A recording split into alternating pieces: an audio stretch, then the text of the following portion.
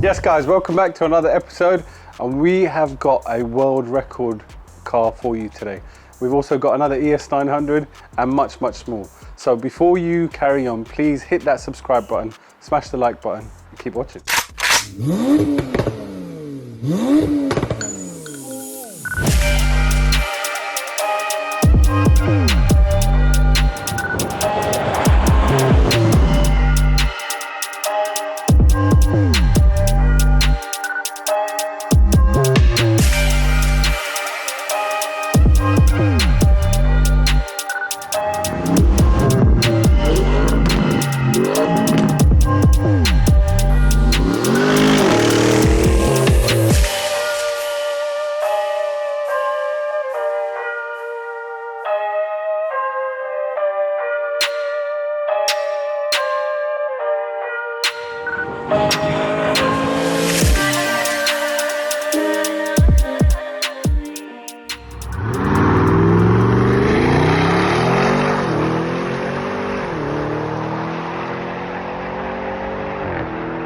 So guys, following on from last week where we had the comparison of the Urus and the Cayenne. So the Urus results were in. We did a stage one with completely stock hardware. So there was no intake or anything else upgraded in that regard. No downpipes, nothing like that, just stock OPF. And it was tuned on 98 UK fuel, and it made a difference of over a second, 100 to 200, bringing it down to a 7.9. 100 to 200, which is still fast, but it wasn't quite as quick as the Turbo SE hybrid. Now we believe the hybrid obviously gives that extra torque. Well, we know it gives that extra torque. It gives a lot more torque, and they actually make more power than the non-hybrid 4-litre TFSI setups. The downside is the weight. However, that torque difference still gives you that benefit on the road, and it compensates for that weight disadvantage. So this is still being a faster SUV. So yeah, if you want to compare stage one versus stage one, I think the Cayenne does win every time. In terms of other people have probably gone faster with the Urus on 99 fuel and pushing the limits, but look guys, we're not going to be pushing the limits with a customer's car, and we weren't pushing the limits with this either, to be fair. There's probably a little bit more room in it, and if you didn't have the 24-inch wheels and the forged carbon kit, maybe a little bit better on the aero, a little bit lighter, it could be a little bit quicker. So yeah, I mean, look, it's generally a very fast SUV. So it's a great comparison in terms of at your price budget, you can be spending that sort of money and get into one of those, or you can spend a little bit less, and if you're just after the performance, then you can get into one of these. Now, following on from that, what we're going to do is we're going to continue our journey on with the Turbo S.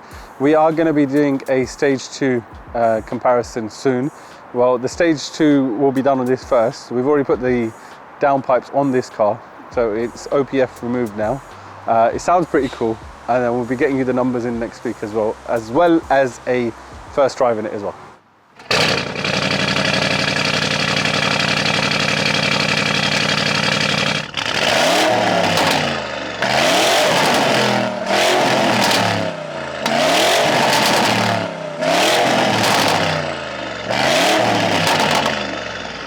So guys, we also did one more thing that I forgot to say earlier. We've actually done an intake modification. So the stock intake on these are quite restrictive. We've upgraded it now with a BMC drop-in filter, but we've also modified the actual intake itself, and it sounds sick now. It's going to make a lot of difference on the power, but also check how it sounds as well on the intake side.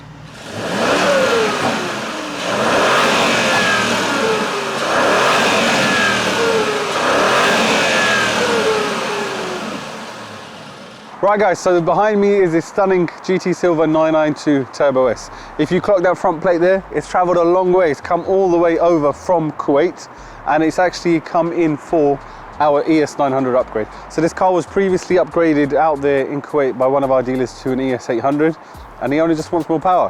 Who can blame him, right? So we've decided to take it all the way to a full 900. He's got switchable maps on there as well, so he will be able to flick through non-meth and meth maps.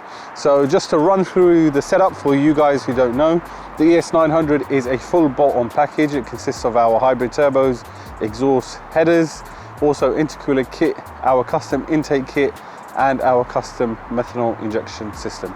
As well as that, it's obviously got our custom ECU tuning on there and our custom PDK tune to make sure it puts all that power to the ground and gets those numbers.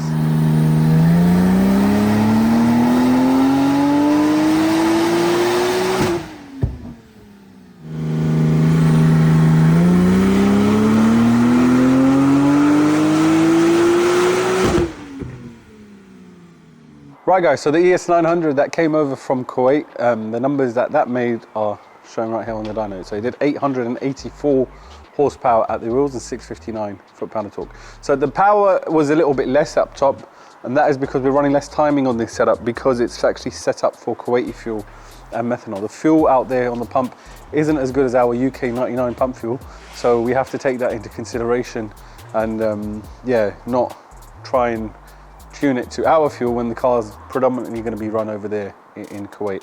So it's still crazy numbers, you know, still over 1,000 horsepower at the crank. One thing I do want to touch on, we did speak about it last week in terms of the upgrade turbo smart valves and the benefits they got. And even at this higher power level, what you can see here is on the actual torque graph, again, you can see how well that's come in and how flat that is. In terms of tuning, it makes it a lot easier because it can hold that target boost perfectly. It's not going to be over boosting or under boosting or anything like that. So we don't need to really look at the boost curve too much. Once it's set, then you know it's not needing extra duty at certain RPM to get there because the dump valves aren't leaking. And yeah, it makes sure that the end result is exactly how we want it to be. And look at that torque curve. That translates to an extremely fast car. Again, we keep peak torque later on in the RPM to ensure, once more, ultimate traction and also longevity on the engine. A lot of people do worry about, oh yeah, you know what, I've seen your cars, sometimes they go a bit wild, this, that and the other. Well look, ES1500 or something like that, if it's moving a little bit, or the 997, the ES2000, there's a lot of power in those cars and a lot more torque. You know, the big turbo cars, they come in with a bang.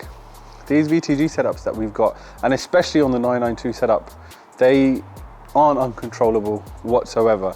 And we do little things like that with the torque curve to ensure that when you're jumping in the car and you know you're accelerating, whether you're on track or you're on the street, you're going to maximize traction in whichever position you're in, because we're going to bring it in nice and gradually and bring that peak torque in later on in the RPM. So it's not going to be too tail happy or anything like that. And then on top of that, the 992 chassis itself is really good. I mean, you've seen on our ES1300, literally no spin, the car was doing 2.7, 100 to 200 without any issues. So yeah, don't get confused with the big power cars compared to these bolt-on ones. So these aren't scary at all. You can just get in, go do your shopping, and when you want to do a 3-second 100 to 200, you can do that as well.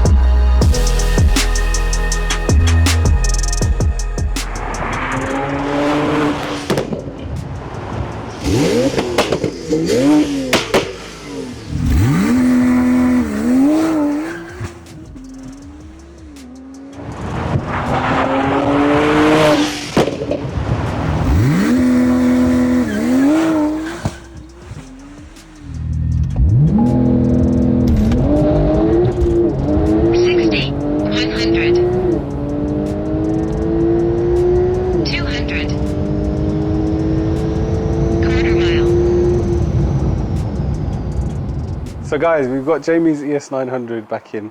We've been doing some suspension modifications to it. We fitted the Bilstein Evo SE coilovers, and they are much better in terms of compliancy over the actual just lowered spring setup. As you can see, they're fully height adjustable.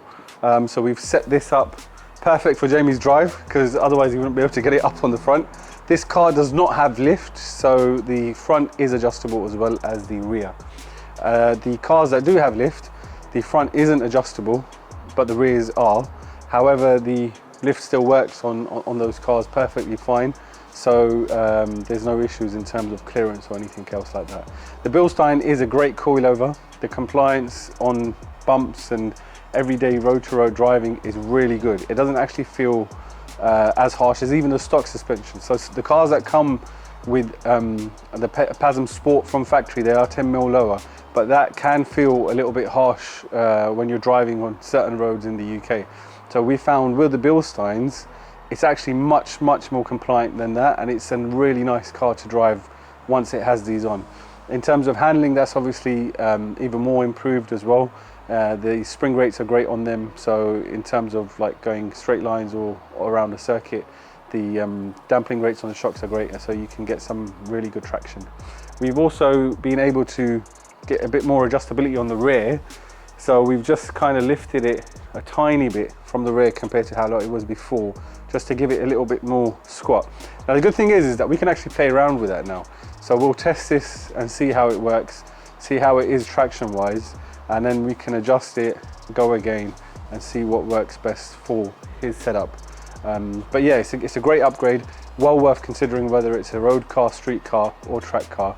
But if you want suspension, definitely check out the Bilstein Evo SE.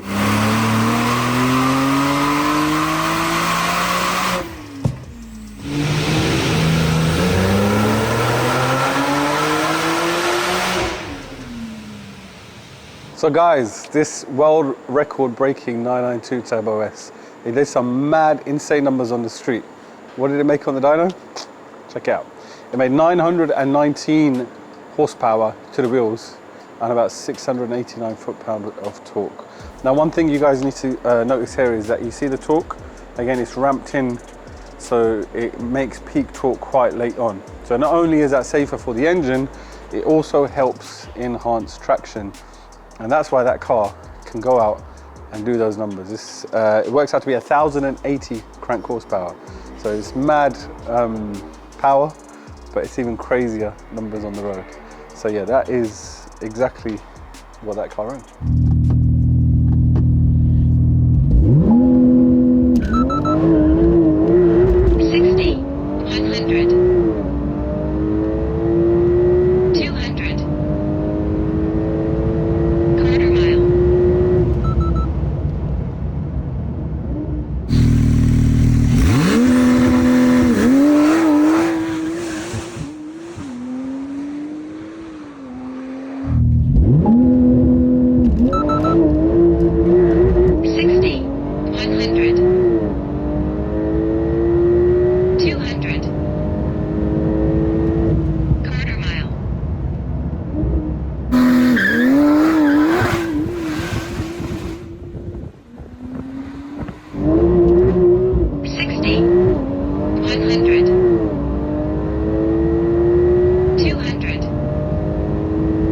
Also guys, quick one, you might have noticed this red beast behind me.